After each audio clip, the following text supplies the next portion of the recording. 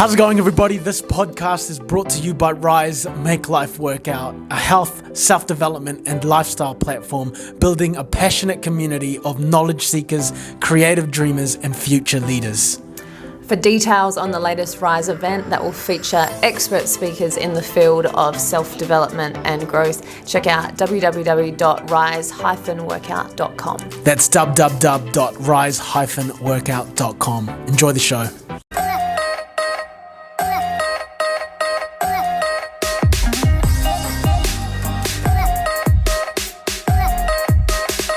Hello and welcome to Rise Science, where we make science simple to optimize your health.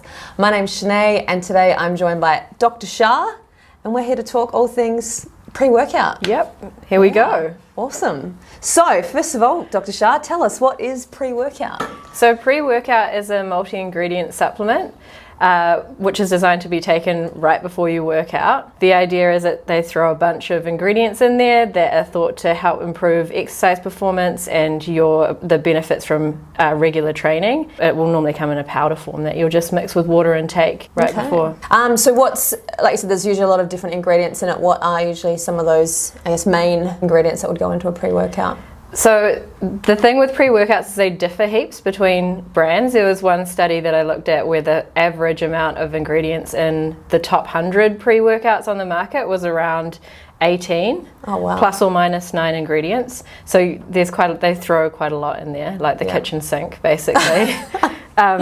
But there is a core set that you'll find in the majority of them, and those ingredients are caffeine, will be in most of them, taurine, creatine, beta-alanine, tyrosine. You'll see some branched chain amino acids or BCAAs in there, and then you'll also probably have some nitric oxide agents in there as well, so like citrulline, arginine, and sometimes you'll see some B vitamins in there, so like niacin and niacinamide. So already that set of core ingredients is quite a lot. Yeah, and I'm assuming, I guess, different brands would have all those at different doses and things like that as well. Yeah, they do, and often not necessarily at the correct dose for exercise performance, and some of them do nothing as well. But we'll get onto that. Well, yeah, I guess based on that, does pre-workout actually work? Based on? Well, so pre-workout, it claims generally to do two things. So the first that it claims to do is that it helps to improve your workout acutely. So it will, after you take it will improve your performance in the workout that you're about to do.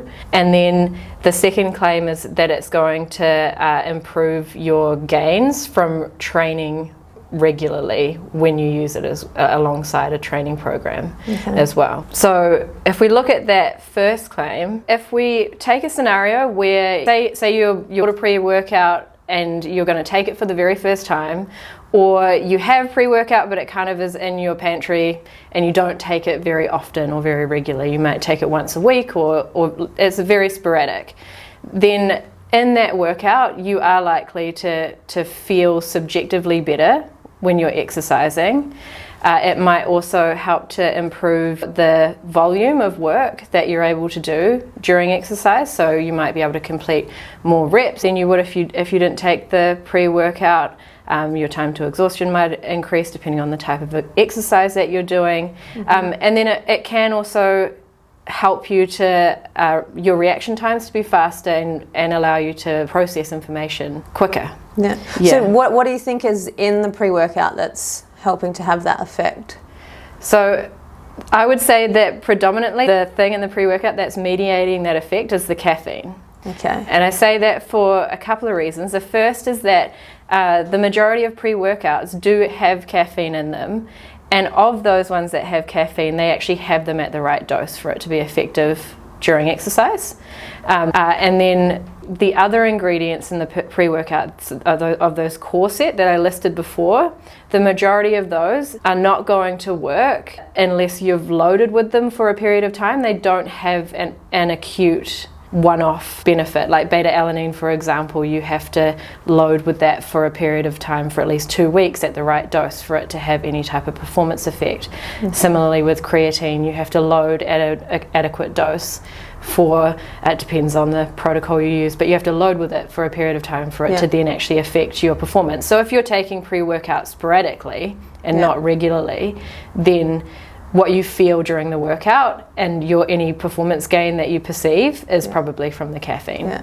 So if you are someone that I guess isn't taking pre-workout that regularly, just quite sporadically, would you almost be better off then just taking some form of caffeine, like whether that would just be a coffee before your workout or? Yeah, you potentially would be. Yeah. Yeah. So if you could strategically time your coffees essentially to happen right before a workout if that's not going to mess with your stomach too much.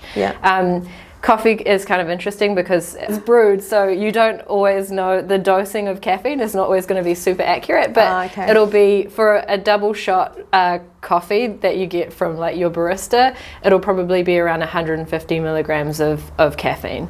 So if you take that rule, then you should be pretty good. Most people would be pretty good with like 2 coffees before exercise, and they'll feel pretty pretty ready to go. Awesome. Or if you're not going to take pre-workout regularly, like they suggest that you do, but you still want the acute benefit on your workouts, then just make sure that you select a pre-workout with a dosage of caffeine in it that's actually going to be effective. And so to work out the dosage that's effective for you, it's between 3 milligrams and 6 milligrams per kilo of body weight. So for a 70 kg person like myself, that would be, I'd be looking for a pre-workout with at least 210 milligrams per serving in it. So what about the second claim about improving the training adaptations and increasing your gains? Is there substance behind that claim? So if you're taking a pre-workout that has most of the core ingredients that I listed before, there have been some studies that have found that you might see improvements in your maximal strength, with like your 1 rep max. That seemed to be more improved if you're new to resistance training and you took pre-workout regularly alongside like a training program. So you come from an untrained state.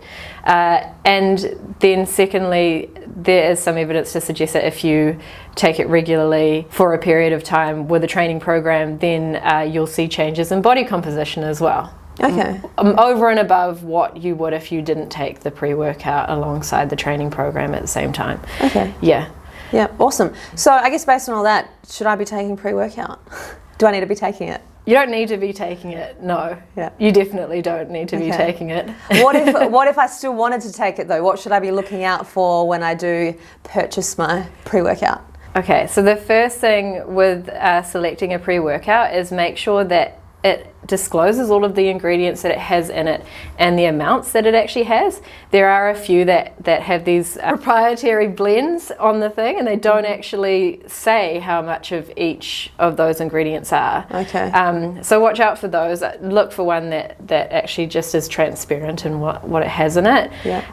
Another thing to remember is that more ingredients does not mean that it's a better product. I would look for one that has ingredients that have a known evidence ergogenic effect on exercise, and so those were some of the ones that I mentioned before: caffeine, beta-alanine, creatine, and citrulline, which is one of the nitric oxide agents that I mentioned in that core set. So look for ones with those. And if you found a pre-workout with those ingredients in it, those ones that do seem to be effective for exercise, also take a note of the dosage that they are in that product, because some of them will be underdosed. So you just mentioned that they need to be in the correct dosages. So with those most common ingredients, what dosages would we be looking for? So for the most common effective ingredients, which would be caffeine, creatine, and beta-alanine, you want to try and look for them in this type of dose in your pre-workout. So like we said with caffeine, an effective dose for exercise is somewhere between 3 to 6 milligrams per kg of body weight. For a 70 kilogram human, that's going to be about 210 milligrams. So you would be, if you're around that weight, then you would be looking for a pre-workout that at least has some caffeine. If you're going to have a caffeinated pre-workout, one that has it in that type of dosage so that you get the performance benefit from it. With creatine, The minimum effective dose is around 3 grams a day. Lots of pre-workouts don't have this in that dose. Okay. Ideally, you actually want to be taking it in a dose of 5 grams a day. So just take note of how much creatine is actually in your pre-workout, and if you are planning on taking it regularly, because this is a supplement that will only work after you've built it up. Built it up. Yeah. If you're taking it at like 3 to 5 gram dose a day, it will take around 25 days to a month before you start getting it in levels in the muscle that you'll see a performance benefit. Okay. So you could choose to supplement with pure creatine or add on to that if your pre-workout doesn't actually come with it and you would like to have the performance benefits from it. Beta alanine, the minimum effective dose is 4 grams a day, and you need to be supplementing with that regularly for 2 weeks before you're going to see any performance benefit from it. And again, most pre-workouts don't have that in that quantity. Some do, but yeah, you'll need to search around for the right one. And then finally, citrulline malate.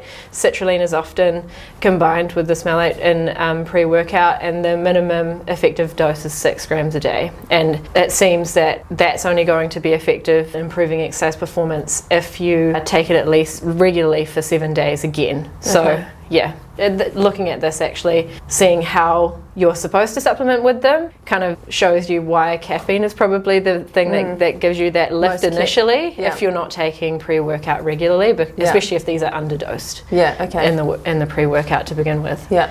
So I guess to sort of summarize everything, really, when you are looking to get a pre-workout, you're wanting one that ideally does have caffeine in it, and in general always checking the dosages of the other ingredients to make sure that they are going to be effective and that you are taking it regularly for that period of time for those particular ingredients to actually have their effect. And if you are probably only going to use it sporadically, it's probably the main effect would be coming from caffeine, and you probably could just take the caffeine supplement instead. Yeah, exactly. And if you are going to take a pre-workout that is caffeinated regularly, then take note of what your habitual caffeine dose is outside of the pre-workout, because that could really screw you up. No sleep. No sleep, and some of those adverse effects of having too much caffeine. I'd just be really mindful of that. Also, expect if you're going to take a pre-workout that's caffeinated every day in that sort of dosage, you'll become habituated to that dose, and so the feeling or the effect of it is not going to feel as intense as when you first started as well. So be mindful of that when you stop, because you're going to withdraw from that dose if you don't find caffeine from some other source. Awesome, good to know, great info, Dr. Shah. So thank you for your time today. Where can people reach you if they do have any more questions on this topic? Best to reach me on Instagram. I always forget my handle. I think it's at Charlie J. Connell. Awesome. Sweet.